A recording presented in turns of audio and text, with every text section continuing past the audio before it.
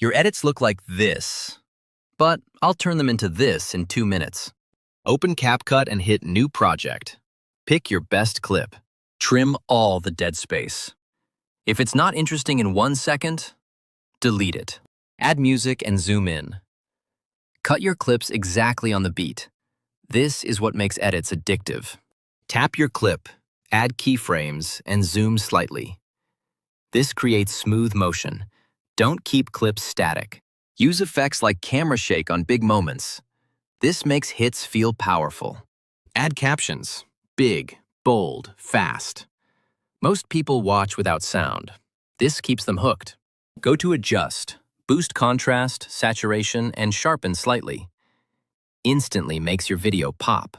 Add fast transitions like flashes, but keep them short. Too many equals looks amateur. Add whooshes and hits on movement. This makes your edits feel alive. Use overlays like blur or light leaks to add depth. It's a pro trick most beginners miss. Watch your edit twice. If anything feels slow, cut it. Now export in 1080p and post. Want more viral edits? Follow now.